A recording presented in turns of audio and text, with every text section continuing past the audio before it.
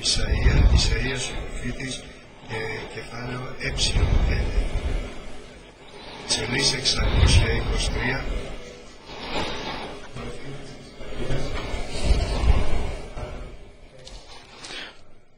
Nous allons lire à partir de l'Ancien Testament, du chapitre 5 de Ésaïe. Ésaïe, prophète Ésaïe, chapitre 5. Je chanterai à mon bien-aimé le cantique de mon bien-aimé sur sa vigne. Mon bien-aimé avait une vigne sur un coteau fertile. Il en remua le sol, ôta les pierres et y mit un plan délicieux. Il bâtit une tour au milieu d'elle, et il y creusa aussi une cuve. Puis il espéra qu'elle produirait de bons raisins, mais elle en a produit de mauvais. Maintenant donc, habitants de Jérusalem et hommes de Juda, soyez juges entre moi et ma vigne. Qui avait-il encore à faire à ma vigne que je n'ai pas fait pour elle? Pourquoi, quand j'ai espéré qu'elle produirait de bons raisins, en a-t-elle produit de mauvais? Je vous dirai maintenant ce que je vais faire à ma vigne. J'en arracherai la haie pour qu'elle soit broutée. J'en abattrai la clôture pour qu'elle soit foulée aux pieds. Je la réduirai en ruine. Elle ne sera plus taillée ni cultivée. Les ronces et les épines y croîtront. Et je donnerai mes ordres aux nuages, afin qu'elle ne laisse plus tomber la pluie sur elle. La vigne de l'Éternel des armées, c'est la maison d'Israël. Et les hommes de Juda, c'est le plan qu'ils chérissaient. Il avait espéré de la droiture, et voici du sang versé, de la justice, et voici des cris de détresse. Amen, pour la parole de Dieu. Le Christ œuvre avec des personnes qu'il a appelées lui-même. Et ces personnes-là, il les fait venir dans une hauteur spirituelle,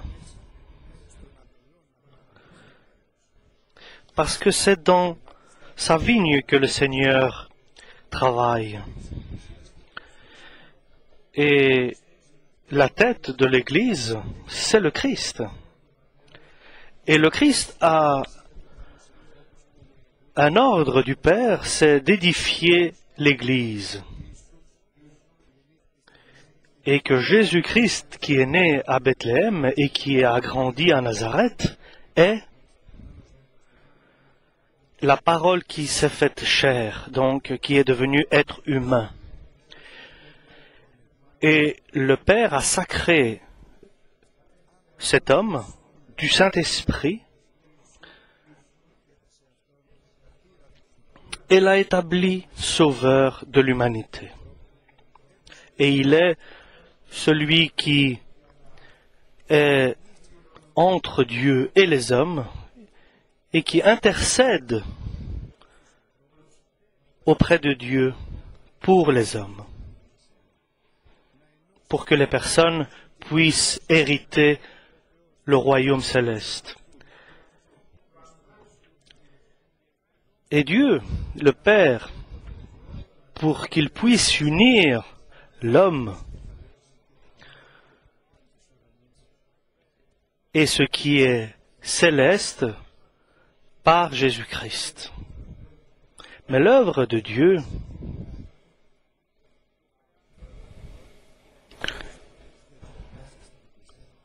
agit dans l'Église.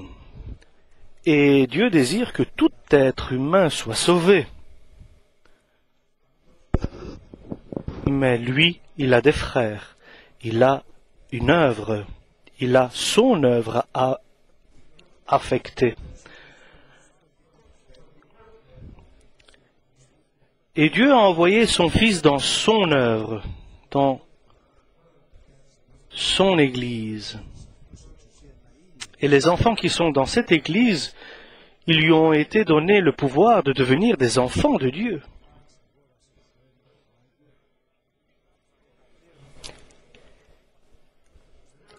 Et ces personnes ont été rachetées par le sang du Christ. Et le Père travaille, il œuvre dans ce grand chantier, si on peut dire. Et chacun a son propre travail, a son propre œuvre, sa propre œuvre à faire. Et ainsi, le Christ agit dans son Église, dans son champ, qui est sa vigne. Et le Christ dit, je suis moi-même la vigne, et vous, vous êtes les ceps. Et celui qui laboure, c'est mon Père.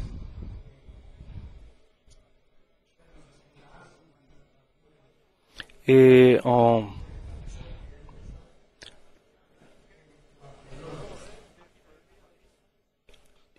chantant pour la vigne, il disait dans ce chant, dans ce cantique, si on peut l'appeler ainsi, « Je chanterai, il dit, à mon bien-aimé, le cantique de mon bien-aimé sur sa vigne. » Mon bien-aimé avait une vigne, donc avait un peuple, sur un coteau fertile. Il était sur une montagne fertile, sur un pan très fertile, donc il y avait du soleil, il était irrigué, donc les conditions étaient parfaites, auxquelles il a ajouté une haie, une clôture, pour que personne ne puisse entrer et abîmer, détruire ces vignes.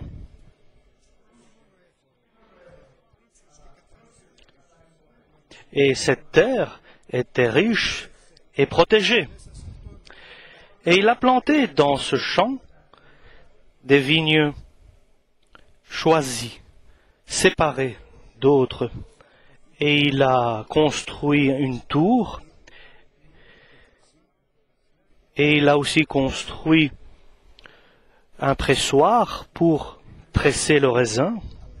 Et il patientait pour recevoir des raisins.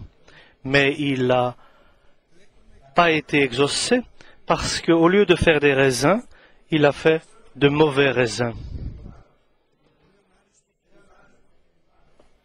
Et dans cet endroit qui était fertile, qui était protégé, et ainsi de suite. Et tout cela, nous devons voir notre propre personne dans cette situation. Et voir notre champ dans lequel le Seigneur nous a mis chacun personnellement. Le Seigneur fait tout, et il fait tout ce qui est possible, et tout ce que nous avons est le meilleur. Parce que toute bonne action que nous recevons vient du ciel. La meilleure église pour chacun de nous. La meilleure famille pour chacun de nous.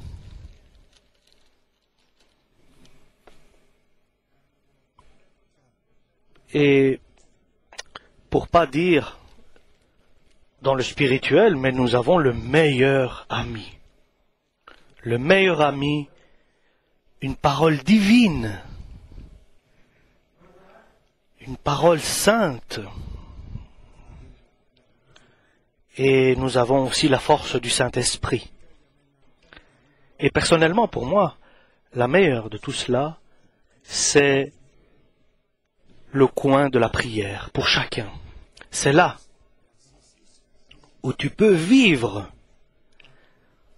tout ce qui est éternel et qui est pas provisoire, mais qui est pour toujours. Là où tu peux rencontrer ton Père et là où le Christ prie pour toi auprès du Père, il intercède pour toi.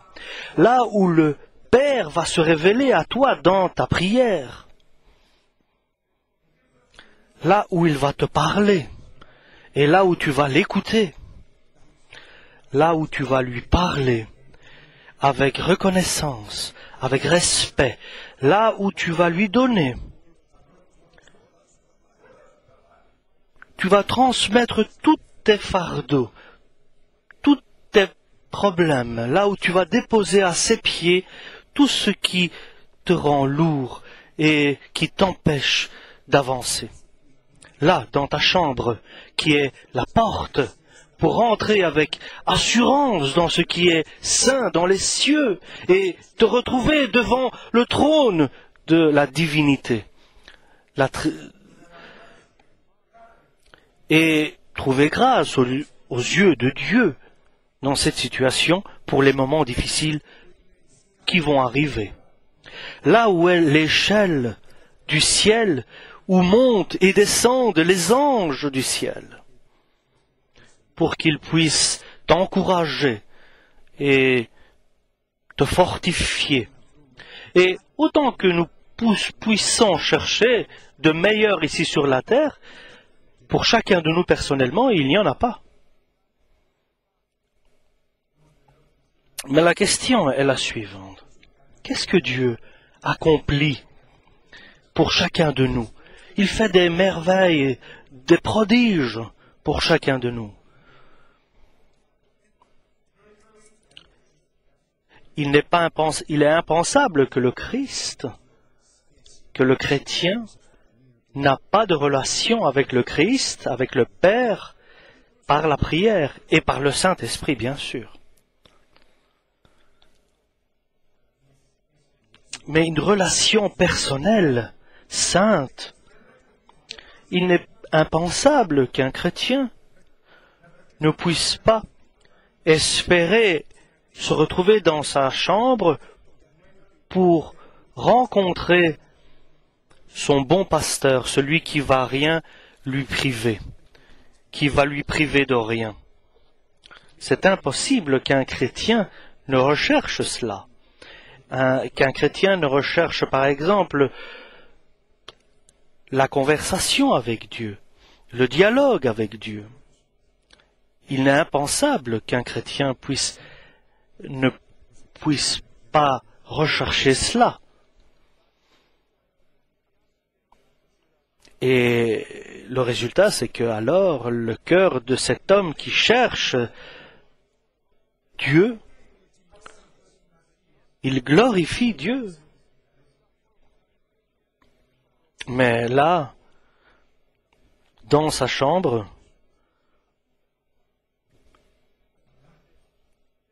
à genoux, devant Dieu, il va aimer ce que Dieu va faire pour lui. Et la vie chrétienne, chers frères et sœurs, n'est pas quelque chose de tiède. C'est la recherche de Dieu, c'est une ardeur. Et c'est aussi la force de la résurrection. Donc, si nous avons un tel Père qui est Dieu, qui a dans sa disposition le ciel et la terre, et si nous avons un Seigneur, Sauveur, qui est un ami, le Christ auquel a été donné tout le pouvoir sur la terre et dans le ciel, et nous avons dans notre pouvoir à nous son œuvre, sa gloire, son visage et la force de sa résurrection.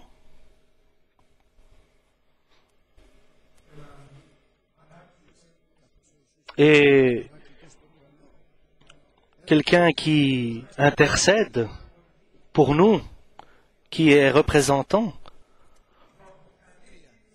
qui révèle des mystères et des secrets, et qui enseigne et qui révèle toute la justice de Dieu et toute la vérité, et qui révèle le futur, ce qui va arriver, et surtout il édifie, il construit l'homme, et il construit cet homme sur la pierre éternelle, et il lui donne une vision d'aigle et des ailes d'aigle.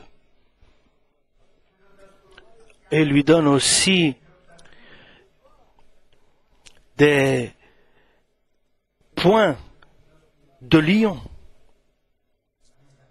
et lui révélant les grandeurs de ce qui est divin. Et c'est impossible que tout cela n'aboutisse pas à faire de bons résultats, à faire de bons fruits.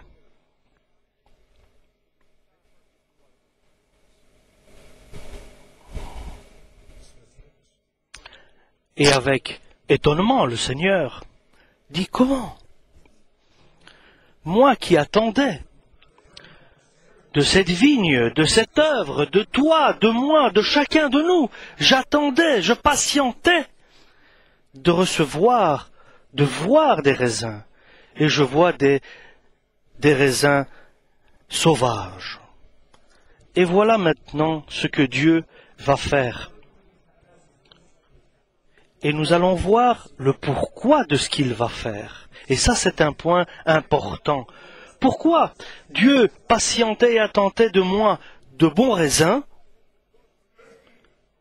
et il a donné, il m'a offert tout, et même si j'ai encore des choses à demander, il est prêt à me les donner, et même tout le ciel, si je demande, il est prêt à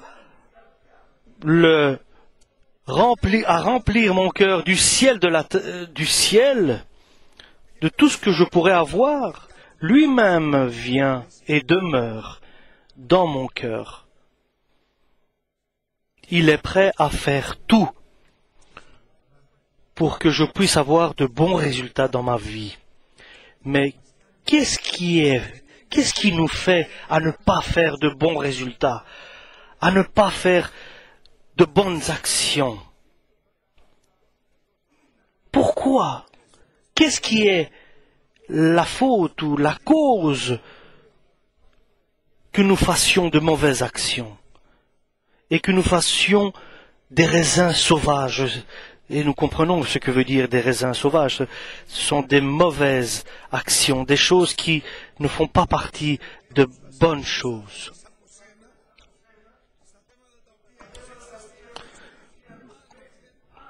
Dans ce que tu as, toi, dans ton pouvoir, par exemple, au mari, sa femme, ses enfants, ou au travail, là où tu as le pouvoir, toi qui es la lumière, toi qui es le sel de la terre, à toi qui a été donné le pouvoir pour que tu puisses marcher sur des serpents et sur toute la puissance de l'ennemi et qu'il ne t'arrive rien, j'attendais de ta part un bon résultat. Parce que vous tous, vous êtes des juges, mais du Nouveau Testament. Parce que vous savez ce qui est bien. Et vous savez séparer ce qui est bon et ce qui est mauvais. Pour que Dieu puisse vous établir comme sa bouche.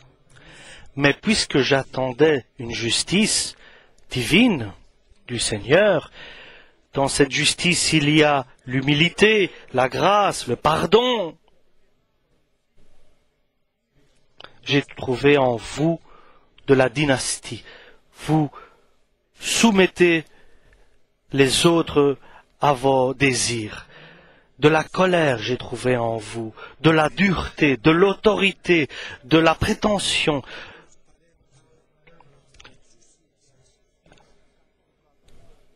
À vous, vous qui aviez le pouvoir, et au peuple de Dieu, dans l'Église, parmi les frères. Et j'attendais de la justice divine.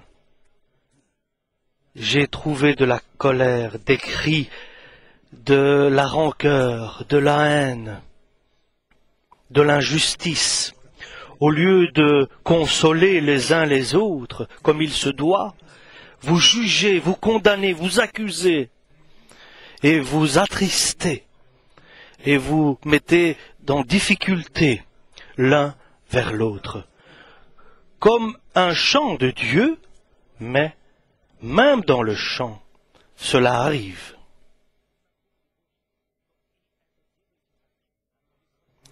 Et quelqu'un aurait pu attendre d'un Dieu pareil, par Jésus-Christ et du Saint-Esprit, que la vie de l'homme et la famille de l'homme et ta vie personnelle, qu'elle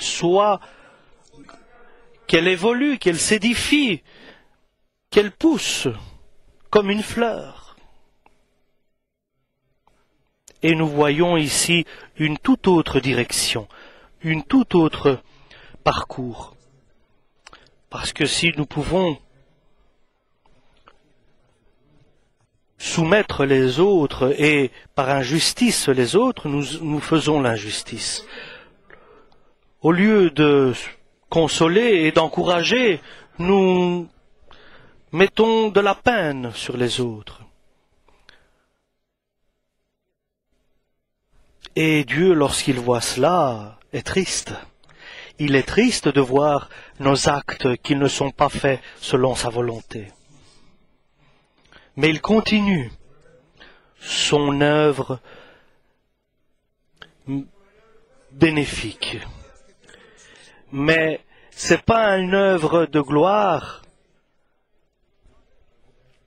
mais son œuvre de la repentance et de la correction. D'abord, aujourd'hui, avec sa parole, avec enseignement, et il permet que nous puissions nous examiner nous-mêmes avec de l'amour et avec éducation et avec des épreuves aussi, comme but, tout cela pour le retour et la repentance de l'enfant de Dieu. Ou bien, dans ton champ à toi, ou bien dans le champ du Christ. Et ne sois pas étonné que dans ton champ à toi, tu fais tout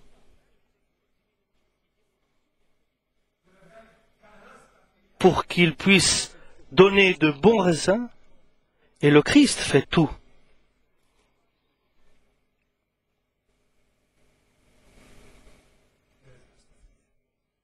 Et ils ne font pas toujours de bons raisins. Et ne nous justifions pas. Parce que nous ne pouvons pas dire à Dieu, ce que tu voulais, je l'ai fait. Mais nous pouvons dire, parce que nous ne pourrons pas réussir autrement. Et cela se dit s'auto-justifier devant Dieu. Mais nous pouvons dire, Seigneur, qui est le message d'aujourd'hui en plus, moi, je ne peux rien faire, Seigneur, de bon. Je ne peux rien faire de bon, Seigneur, pour les autres. Mais je peux faire un peu en arrière. Et que toi, tu fasses ce qui est meilleur pour le champ, pour mon champ, pour ma personne, que toi, tu interviennes pour mes enfants, pour ma femme, pour ma proche famille, pour tous ceux qui sont autour de moi, pour mon travail. Toi, bénis mes frères dans l'Église. Que toi, tu nous corriges, Seigneur. Et moi, qui ai ton champ personnel, et puis les autres, qui sont aussi notre champ. Et ainsi nous allons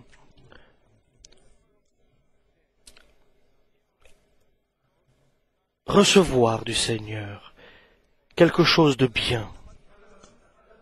Et nous allons voir que tout change lorsque nous faisons en arrière et en reconnaissant avec tout notre cœur que nous ne pouvons pas faire de bons raisins, ni pour notre champ, ni pour le champ des autres. Donc nous pouvons faire quelque chose qui est certain et sûr, c'est de prendre la parole de Dieu et de rentrer dans notre chambre et là, d'avoir de la peine devant Dieu et faire appel à notre pasteur Jésus-Christ.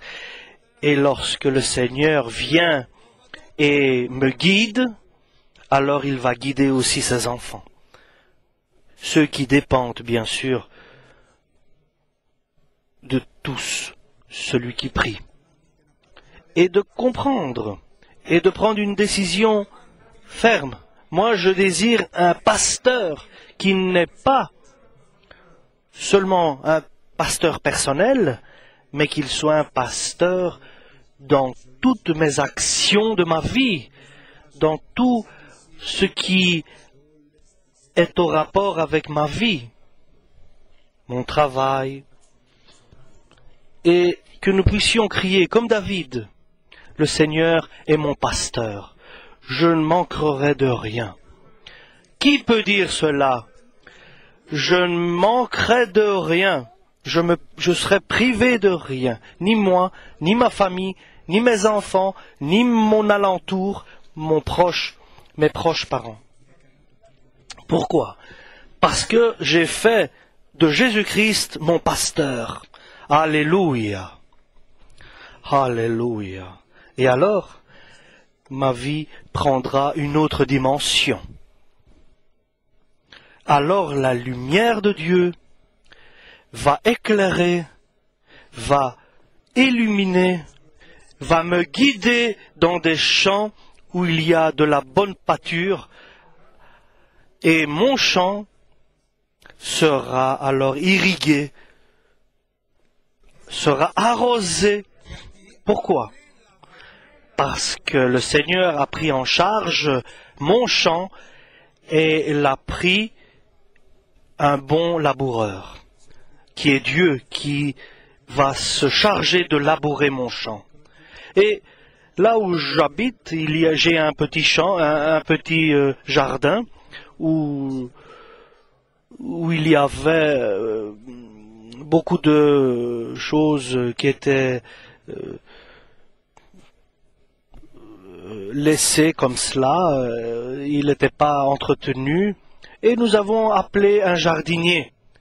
Et le jardin a changé après 3 jours, puisque c'était à moi le champ. Mais celui qui a travaillé dedans, le jardinier, qui prend soin de ce champ? Oui, ce champ m'appartient, bien sûr. Mais qui s'occupe de ce champ? Qui entretient ce champ? Qui laboure ce champ? Qui s'occupe de ce champ? Ça, c'est la question. Amen.